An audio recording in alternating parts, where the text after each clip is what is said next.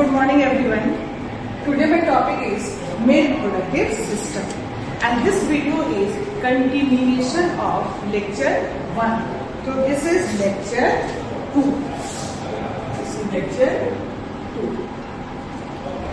Male reproductive system में जैसा कि पिछले लेक्चर में मैंने बताया था कि जो मेल रिप्रोडक्टिव सिस्टम के जो पार्ट्स होते हैं स्क्रोटम, जो कि स्क्रोटम जो है डेंसली हाईली मेलानाइज्ड पिगमेंटेड ये स्ट्रक्चर है जो हैंग करता है in between the two thigh in male, और इसी स्क्रोटम में जो है स्क्रोटल सैक होता है। उसी स्क्रोटल सैक में टेस्टिस होते हैं।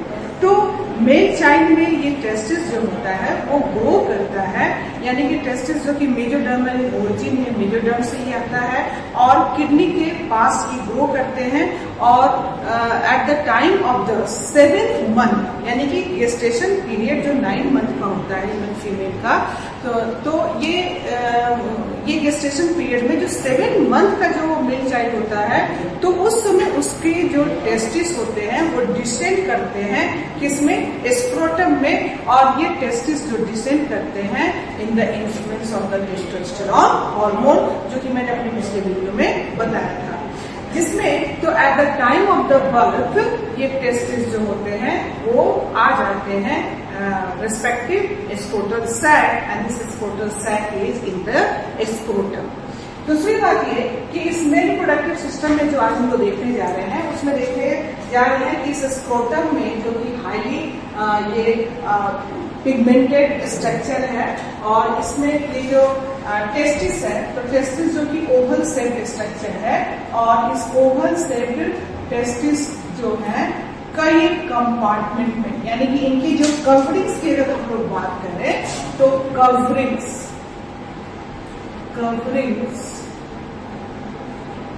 ऑफ टेस्टिस, तो इस कवरिंग्स ऑफ टेस्टिस में जो आउटर है, outer is tunica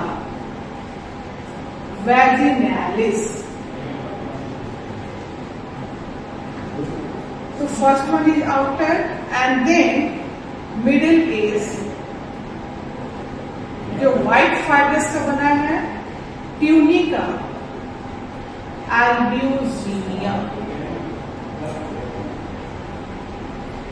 and third or inner one is tunica vasculosa। तो कवरिंग ऑफ टेस्टिस में ये 3 outer tunica vaginalis, tunica albuginea, tunica vasculosa. ये ट्यूनिका वैजिनालिस जो होते हैं ये एंटीरियरली भी टेस्टिस को कवर करते हैं, यानी कि टेस्टिस जो कि ओवल शेप के स्ट्रक्चर, इस टेस्टिस को कवर करने के लिए जिस जो कवरिंग है वो है 3 coverings and outer is tunica vaginalis, tunica albuginea and tunica vasculosa। तो अगर मैं आपको यहाँ पे इस ट्यूनिका वैजिनालिस को दिखाऊं तो ये ट्यूनिका वैजिनालिस कुछ इस तरह से है आउटर, इस तरह से ट्यूनिका वैजिनालिस, यानी कि आप देख सकते हैं कि पोस्टीरियरली जो है ये इसको कवर नहीं करता है। क्यों नहीं कवर करता है? ताकि इस टेस्टिस के अंदर जो है वो ब्लड वेसल्स, नर्व्स, लिम्फेटिक ये सब आ सके, जिसके लिए पोस्टीरियर साइड जो इनका खाली है, दैट इज नॉट कवर्ड। लेकिन जो इसमें मिडिल कवरिंग है, मिडिल जो लेयर है, ट्यूनिका का मतलब होता है कवरिंग, ट्यूनिका एल्ब्यूजिनिया, वो ट्यूनिका एल्ब्यूजिनिया जो कि मिडिल कवर है वो इस टेस्टिस को इन ग्रोथ करके कई कंपार्टमेंट में ये इसको डिवाइड कर देते हैं, समथिंग लाइक दिस। तो ये कई कंपार्टमेंट में ये बट जाना ही with the help of this tunica albuginea. तो this layer is tunica vaginalis. This is tunica vaginalis and this middle port is covers this testis all around. तो अगर कोई आपसे पूछे कि टेस्टिस के चारों तरफ कैप्सूल कौन बना रहा है इसमें से तीनों में से, तो your answer will be this tunica albuginea. तो ये ट्यूनिका एल्ब्यूजिनिया जिसने इनग्रोथ किया, और ट्यूनिका एल्ब्यूजिनिया इसने ही इनग्रोथ किया। इनग्रोथ मतलब अंदर की तरफ ग्रोथ, और टेस्टिस को कई कंपार्टमेंट में बांट दिया गया जिसको कहते हैं टेस्टिक्यूलर लोब्यूल्स। लोब्यूल्स। तो this part is called testicular lobules. तो टेस्टिकुलर लोब्यूल्स का अगर नंबर हम लोग देखेंगे तो ये इन द रेंज 250 to 300 और 200 to 300 लाइक दिस। तो 250 to 300 in each testis this testicular lobules। तो टेस्टिस जो कि 1 pair ओवल सेट और covering 3 covering, and this tunica albuginea ingrowth करके इसने टेस्टिस को कई कंपार्टमेंट में बांट दिया, and this is called testicular lobules, and the number of testicular lobules is 250 to 300। इस टेस्टिकुलर लोब्यूल्स में हाईली क्वाइल्ड स्ट्रक्चर्स होते हैं, and this structure is called seminiferous tubules. तो ये सेमिनिफेरस ट्यूब्यूल्स जो होते हैं इसी टेस्टिकुलर लोब्यूल्स में होते हैं, और एक टेस्टिकुलर लोब्यूल्स में की संख्या जो होगी वो 1 to 3, यानी मिनिमम 1 और मैक्सिमम 3। तो दिस टेस्टिकुलर लोब्यूल्स में ही होते हैं हाईली क्वाइल्ड। टेस्टिकुलर लोब्यूल्स में हमने क्या लिख दिया? Highly coiled structure called seminiferous tubules। Seminiferous tubules। Seminiferous tubules where spermatogenesis takes place। तो seminiferous where the spermatogenesis takes place in the seminiferous tubules। Where is the seminiferous tubules? In the testis। और testis में भी कहा? Testicular lobules में। तो इस तरह से सेमिनिफेरस ट्यूब्यूल्स का जो नंबर अगर हम लोग देखेंगे तो इस seminiferous tubules, this is seminiferous tubules, जिसका एवरेज जो नंबर हम लोग देखेंगे वो 750 to 900।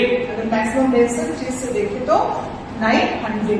तो seminiferous tubules, and now the inner coat, and that is called tunica vasculosa, and this tunica vasculosa lines this testicular lobules। तो इनर जो है वो लाइन करता है किसको? टेस्टिकुलर लोब्यूल्स को। तो आउटर जो है वो प्रोटेक्टिव है, ये protective, dividing testis into many compartments called testicular lobules। And what is tunica vasculosa? Lines. It lines this testicular lobules।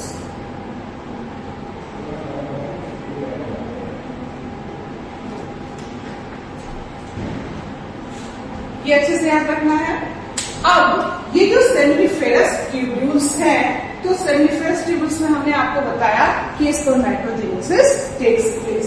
अब ये सेमिनिफेरस ट्यूब्यूल्स के जो ये स्ट्रेट पार्ट है, दिस इज कॉल्ड ट्यूबली रेक्टाइल। ये स्ट्रेट पार्ट जो है ये ट्यूबली रेक्टाइल, क्योंकि तो हाईली क्वाइल्ड पार्ट है, and this straight part of the seminiferous tubules is called tubuli recti और tubuli recti. अब इस tubuli recti जो होंगे ये आपस में फ्यूज करते हैं, something like this, they fuse and they form a network of tubules and this is called rete testis. This is called rete testis. This is called rete testis. इसी rete testis से fine tubules ये arise होते हैं and this is called vasa efferentia. जो vasa efferentia, तो this part, let me label it here. This straightened part is called tubuli recti and this fused part forms rete testis. ये rete testis और rete testis से ही ये arise हो रहा है fine tubules and this is called vasa efferentia. This is called vasa efferentia. This vasa efferentia जो है यह ओपन होता है एक दूसरे coiled स्ट्रक्चर में and that coiled structure is called epididymis and this part is called epididymis. तो हमने देखा कि अगर सेमिनिफेरस ट्यूब्यूल्स, ये देखो सेमिनिफेरस ट्यूब्यूल्स, तो सेमिनिफेरस ट्यूब्यूल्स में स्पर्मेटोजेनेसिस, फिर ये स्पर्म्स कहाँ आएंगे? ट्यूबुली रेक्टी में और ट्यूबुली रेक्टी से ये रेटे टेस्टिस और रेटे टेस्टिस से ये रिसीव किए जाएंगे भासा efferentia और भासा efferentia से ये ले लिए जाएंगे किससे? एक दूसरे structure and that is called epididymis. ये एपिडिडाइमिस में आपको याद रखना है कि physiological maturation of sperms takes place in epididymis. Physiological maturation of sperms takes place here. अब इस एपिडिडाइमिस से जो है ये स्पर्म जाएंगे वास डिफरेंस में, वास डिफरेंस और वास डिफरेंस से they will received by this male urethra और तब यूरेथ्रा से ये male copulatory organ that is penis, उससे ये आउटसाइड बॉडी. तो this is the way through which this sperms travel and finally comes outside the male body and this is called ejaculation. This process is called ejaculation. So releasing of semen or sperm outside the male body is called ejaculation. तो हमने आपको बताया कि ये seminiferous tubules, gastric part tubuli recti, they fuse and they form another network. This is called rete testis.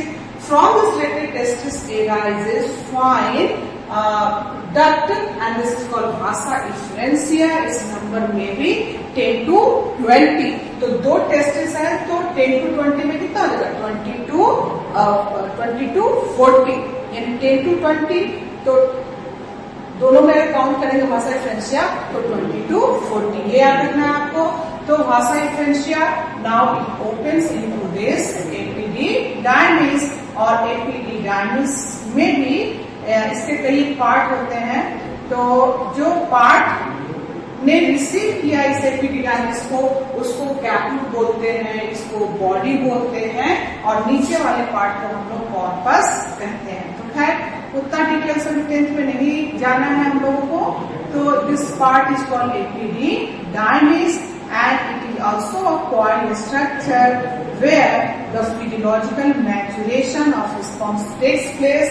the sperm is inhibited here for the maturation, and then it through this another straight tubule, this enters into the male urethra and joins male urethra, and this is called vas deferens. Vas deferens, and this structure is epididymis. This is called epididymis, and this is the structure which enters into the male urethra, joins male urethra. साथ ही साथ हमने आपको बताया था कि जो testis जो कि 7 मंथ में नीचे डिसेंट ऑफ टेस्टिस जिसको हम लोग बोलते हैं वो होता है। क्यों? क्योंकि इसी टेस्टिस में स्पर्मेटोजेनेसिस होता है, and for the proper spermatogenesis there is requirement for the ideal temperature. तो जो स्क्रोटम के वाल होते हैं उनमें डार्टस मसल होता है, दे रेगुलेट टेम्परेचर। तो 2 to 2.5 डिग्री सेल्सियस और 3 डिग्री सेल्सियस जो स्क्रोटम का टेम्परेचर होता है वो लोअर होता है एब्डोमिनल टेम्परेचर से, and it is the ideal temperature for the spermatogenesis. That's why testis has to descend into the respective scrotum sac, और आफ्टर बर्थ ये टेस्टिस जो होते हैं वो स्क्रोटम में होते हैं, लेकिन 7th मंथ में ये नीचे आना शुरू करते हैं। और पिछले लेक्चर में हमने बताया भी था, and that canal is called inguinal canal. ये भी हम लोगों ने देखा था कि जो स्क्रोटम है, इस स्क्रोटम को जो है डॉर्सल एब्डोमिनल वाल से, लोअर एब्डोमिनल वाल से जोड़ने का जो काम करता है वो होता है इन्विनल कैनाल, जबकि टेस्टिस को जो एब्डोमिनल वाल से जोड़ता है that is called spermatic cord. ये याद रखना है। और ये जो टेस्टिस है जो कि हाईली पिगमेंटेड स्ट्रक्चर जिसको हम लोगों ने स्क्रोटम कहा था, और ये स्क्रोटम से जुड़े होते हैं फाइब्रस, थिक फाइब्रस बैंड से, जिसको हम लोग कहते हैं गवर्नाकुलम। ये भी हमने वहां के स्ट्रक्चर के लिए बताया था। तो thick fibrous band which joins this testis with this scrotum. तो this is highly pigmented structure scrotum, और स्क्रोटम के वाल से टेस्टिस को जोड़ने के लिए, इसको इस जगह पर फिक्स करने के लिए थिक बैंड होते हैं फाइब्रस टिश्यू के, and this is called gubernaculum. This is called gubernaculum. तो आपको याद रखना है कि टेस्टिस को एब्डोमिनल वाल से जोड़ता है स्पर्मेटिक कॉर्ड, और स्क्रोटम को जोड़ने के लिए है इन्विनल कैनाल। उसी इन्विनल कैनाल से स्पर्मेटिक कॉर्ड भी नीचे आता है। उसी इन्विनल कैनाल से वास डिफरेंस जो है वो एब्डोमिनल कैविटी में जाकर मेल urethra को ज्वाइन करता है।